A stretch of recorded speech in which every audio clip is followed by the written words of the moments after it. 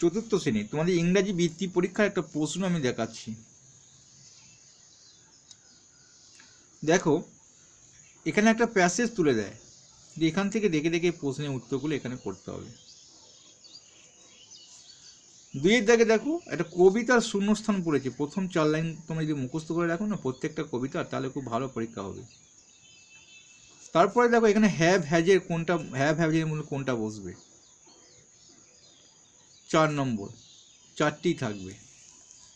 তারপরে দেখো এখানে বাক্য রচনা করতে হবে, স্কুল, রিভার, গ্রেট, স্ট্রেঞ্জ, ফ্যালোয়ার, এটা দিয়ে যে কোনো 3টি করতে হবে, অনেকগুলো এটা 5টা দিয়েছি।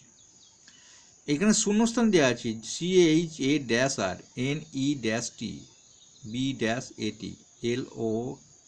অর্থাৎ ব্যঞ্জনবর্ণ হতে পারে, স্বরবর্ণ মানে হতে পারে, এটা দিয়ে বাক্য রচনা করতে হবে।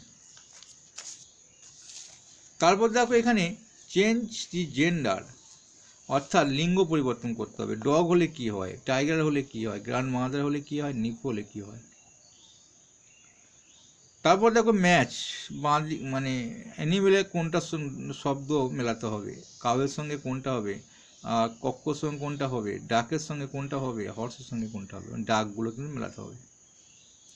Write the opposite word of the following ডে নিউ অর্থাৎ 4 বিপরীত শব্দ লিখতে হবে, happy, slow, tall, old, light.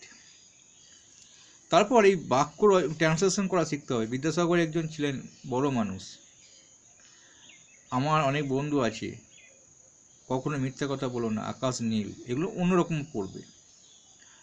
আমাকে কলকাতায় নিয়ে যাবে, ট্রান্সলেশন করা শেখো এই ধরনের, তাহলে ভালো পরীক্ষা হবে।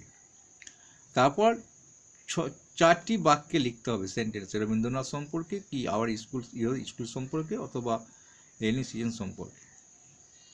আমি প্রশ্নটাকে দেখালাম, তোমরা তৈরি হও কী ধরনের প্রশ্ন আছে, কীভাবে শিখতে হবে, তাহলে ভালো বৃত্তি পরীক্ষা ভালো রেজাল্ট করতে পারবে।